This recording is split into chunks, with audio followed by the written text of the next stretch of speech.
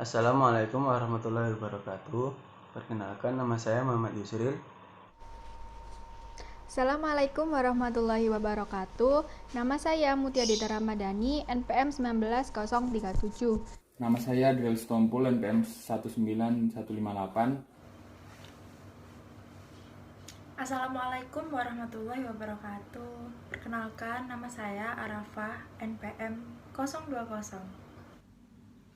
Assalamualaikum warahmatullahi wabarakatuh. Perkenalkan, nama saya Muhammad Rafiki Alfitroni, NPM 19154. Di sini saya akan menjelaskan tentang mesin bubut. Mesin bubut adalah sebuah mesin perkakas dengan gerakan utama berputar, yang kemudian akan menghasilkan benda kerja dalam keadaan bulat. Prinsip kerja pada mesin bubut adalah memotong, memahat, menyayat sebuah benda kerja dalam keadaan berputar, kemudian akan dihasilkan benda kerja tersebut dengan penampang bulat. Benda kerja tersebut akan diletakkan atau dijepit pada poros utama yang kemudian akan berputar dan dipotong oleh alat pemotong yang telah diletakkan pada rumah pemotong. Kemudian yang kedua ada gerakan-gerakan dalam membubut.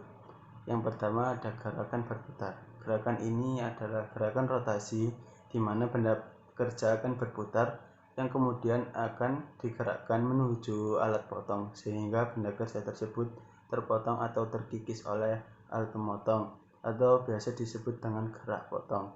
Kemudian yang kedua adalah gerak sejajar, yaitu adalah gerakan yang memiliki arah perpotongan sejajar dengan sumbu kerjanya. Gerakan ini biasanya disebut juga dengan gerakan sejajar. Kemudian yang ketiga ada gerakan melintang, yaitu gerakan yang memiliki arah perpotongan tegak lurus terhadap sumbu kerjanya. Kemudian saya akan menjelaskan tentang bagian-bagian yang ada pada mesin bubut.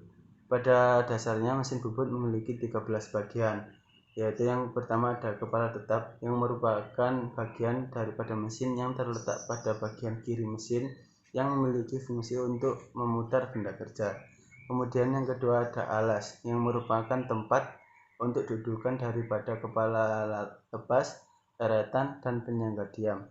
Kemudian ada kotak apron yang berfungsi untuk pengontrol gerakan secara manual dan otomatis. Yang keempat ada tuas on off yang digunakan untuk menyalakan atau mematikan mesin bubut. Kemudian ada eretan, di mana eretan tersendiri dibagi menjadi 3, ada eretan atas, ada eretan lintang, dan ada eretan alas. Kemudian ada kepala lepas, rumah bahat, penyangga, cengkam, tuas kecepatan, tuas pengatur ulir, tuas otomatis, dan ada tuas ulir. Di sini saya akan menjelaskan tentang perhitungan RPM dan waktu kerja. Nah, yang pertama yaitu ada kecepatan putar mesin. Nah, ada beberapa faktor yang dapat mempengaruhi kecepatan putar mesin. Yang pertama yaitu ada kecepatan potong atau VC dari bahan yang akan dibubut. Kemudian yang kedua ada diameter dari bahan yang akan dibubut. Nah, kecepatan putar mesin ini dapat dilambangkan sebagai N, yang merupakan dari kecepatan potong atau VC dibagi dengan keliling benda tersebut. Nah, dapat dirumuskan sebagai N sama dengan VC dibagi 3,14 D. Nah, dalam pembacaan satuan dari VC dalam matriks adalah M per menit dan dalam imperialnya feet per menit. Nah, dari kecepatan putar mesin ini biasanya diganti dengan RPM atau revolution per minute. Kemudian yang kedua ada kecepatan potong atau VC. Nah, gerakan utama pada pembubutan adalah gerakan perputaran benda kerja. Dikarenakan dari gerakan kecepatan putar mesin sama dengan kecepatan sayat, maka kecepatan sayat merupakan kecepatan melingkar. Dapat dirumuskan sebagai VC sama dengan Pi dikali D dikali N per 1000. Nah, VC merupakan kecepatan potong itu sendiri, D merupakan diameter dari benda kerja, dan N merupakan jumlah putaran benda kerja. Nah, di sini ada tabel harga kecepatan potong atau VC, kemudian infeed dan feeding untuk berbagai bahan menggunakan pahat HSS dan karbit. Saat ini saya akan menjelaskan tentang macam-macam pembubutan pada mesin bubut.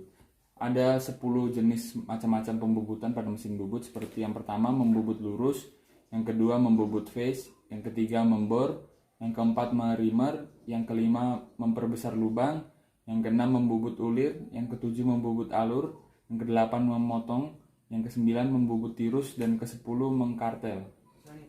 Selanjutnya ada jenis-jenis pahat bubut. Beragam bentuk benda kerja yang ingin kita buat di mesin bubut menuntut kita untuk mempersiapkan bentuk-bentuk pahat bubut yang ingin dipakai.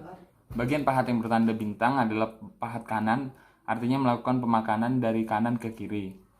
Yang pertama ada pahat sisi kanan, yang kedua ada pahat pinggul, yang ketiga ada pahat sisi, yang keempat ada pahat sisi permukaan kanan yang lebih besar, yang kelima ada pahat ulir segitiga kanan, yang keenam ada pahat alur, yang ketujuh ada pahat alur segitiga, yang kedelapan ada pahat ulir segitiga kiri, yang kesembilan ada pahat sisi kiri, yang kesepuluh ada pahat pinggul kiri, dan yang terakhir yang ke-11 adalah pahat alur lebar. Di sini saya akan menjelaskan tentang mesin gerinda.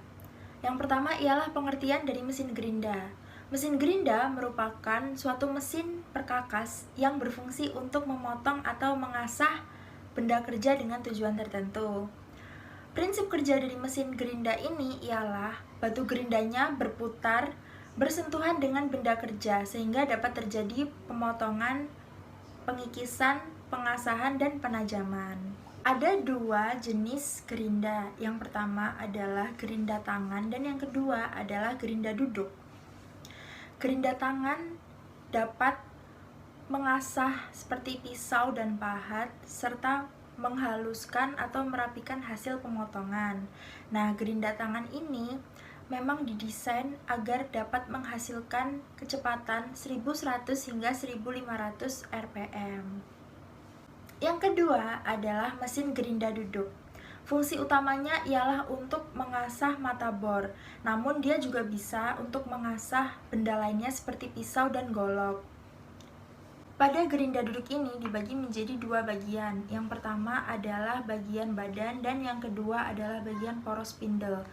Pada bagian badan ini dia dapat menjadi peredam getaran yang baik, sedangkan pada bagian poros spindle dia merupakan bagian yang kritis karena dapat berputar dengan kecepatan yang sangat tinggi. Selain ada jenis mesin gerinda, di sini juga ada jenis batu gerinda atau batu asahan. Nah, di sini ada 4 jenis batu gerinda. Jenis yang pertama merupakan aluminium oksida. Dia merupakan batu gerinda yang paling banyak digunakan. Dia dapat mengasah benda dengan tegangan tarik tinggi, contohnya baja paduan, dan dia memiliki simbol A. Jenis yang kedua adalah silikon karbida. Dia dapat mengasah benda dengan tegangan tarik yang rendah, contohnya adalah aluminium dan kuningan. Nah, ini disimbolkan dengan huruf C. Jenis yang ketiga merupakan intan atau diamond. Dia dapat mengasah benda dengan tingkat keras yang tinggi, contohnya marmer dan keramik. Simbolnya adalah huruf D. Yang terakhir adalah boronitrida. Dia dapat mengasah baja perkakas dengan tingkat kekerasan di atas 65 HRC. Simbolnya sendiri ialah huruf CBN. Di sini saya akan melanjutkan penjelasan dari teman saya. Saya akan menjelaskan yang pertama tentang ukuran butiran asah batu gerinda. Serbuk abrasif dibuat dalam banyak ukuran dan dikelompokkan berdasarkan ukuran saringan yang digunakan untuk menyaring butiran asah tersebut. Berikut adalah tabel tentang klasifikasi ukuran butiran asahan. Ini adalah tabelnya. Dari berdasarkan tabel tersebut, kita dapat mengetahui tentang rentangan butiran, ukuran dari butiran, dan tingkat kekasaran dari butiran tersebut. Untuk 6-12 adalah tingkat kekasarannya sangat kasar, lalu hingga sampai 150-240 tingkat kekasarannya yaitu adalah sangat halus. Selanjutnya saya akan menjelaskan tentang tingkat kekasaran batu gerinda. Tingkat kekasaran adalah kemampuan perekat untuk mengikat butiran pemotong dalam melawan pelepasan butiran akibat adanya tekanan pemotongan, bukan kekerasan dari butiran asa. Ada dua macam tingkat kekerasan pada batu gerinda, yaitu yang pertama batu gerinda lunak dan yang kedua ada batu gerinda keras. Untuk batu gerinda lunak, yaitu batu gerinda lunak adalah jumlah perekatnya kecil. Batu gerinda lunak ini mempunyai sifat yang mudah untuk melepaskan butiran di bawah tekanan pemotongan tertentu. Batu gerinda lunak ini digunakan untuk menggerinda material yang keras, karena butiran asa akan cepat lepas dan berganti dengan butiran asa yang masih baru dan tajam. Yang kedua, batu gerinda keras, yaitu batu gerinda yang mempunyai jumlah persentase perekat yang cukup besar, yang digunakan untuk menggerinda material yang lunak. Batu gerinda keras ini mempunyai sifat yang sulit untuk melepaskan butiran di bawah tekanan pemotongan tertentu. Lalu, kekerasan batu gerinda sendiri diberikan kode alfabet yang tertuang pada tabel berikut. Ini adalah tabel tingkat kekerasan dari batu gerinda. Lalu, saya akan menjelaskan tentang macam-macam perekat pada batu gerinda. Ada 5 macam. Yang pertama yaitu ada Firfit bond, yaitu perekat pada batu gerinda yang bila digunakan untuk membuat batu gerinda memberikan sifat yang tahan air, garam, oli, dan bahan-bahan kimia. Perekat ini juga tahan untuk disimpan dalam waktu yang cukup lama. Perekat Firfit bond ini adalah salah satu perekat yang paling banyak digunakan pada batu gerinda, yaitu kira-kira ada 80% dari batu gerinda yang menggunakan perekat ini. Lalu yang kedua adalah Silicate bond, yaitu perekat yang digunakan untuk membuat batu gerinda yang kegunaannya adalah mengasah benda kerja yang sensitif terhadap panas. Contohnya yaitu pisau fresh, mata bor, dan pahat ASS. Lalu yang ketiga ada resinoid bond, yaitu perekat yang dipakai untuk pembuatan batu gerinda dengan kecepatan yang tinggi. Sangat cocok sekali untuk penggerindaan baja, tuangan, mengasah gergaji, dan pembuatan gigi gergaji. Lalu yang keempat ada rubber bond, yaitu perekat karet yang mempunyai elastisitas tinggi dan diberikan kode huruf R. Perekat ini dipakai untuk membuat batu gerinda yang digunakan untuk pekerjaan presisi ataupun yang kasar. Contohnya yaitu adalah untuk penggerindaan, poros engkol, dan pembuangan bekas pengelasan bahan stainless.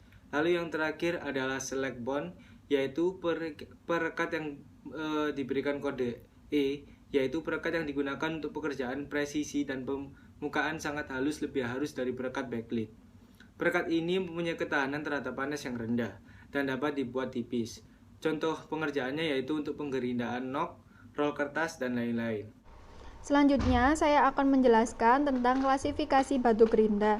Nah, pada label yang menempel pada batu gerinda itu berisi yang pertama, ada jenis asahnya, yang kedua, ada ukuran dari butiran asah, yang ketiga, ada tingkat kekerasannya, yang keempat, yaitu ada susunan butiran asahnya, dan yang kelima, ada jenis bahan perekatnya.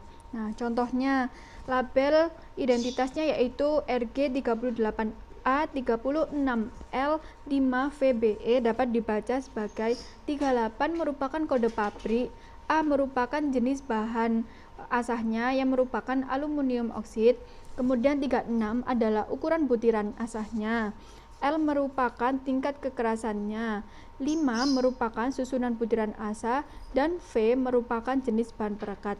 Jadi RG dengan label 38A36L5VBE dapat dibaca sebuah batu gerinda dengan bahan aluminium oksid dengan ukuran 36 butir per inci dan tingkat kekerasannya sedang yang menggunakan bahan perekat tembikar. Nah, di sini ada tabel kode batu gerinda. Terima kasih.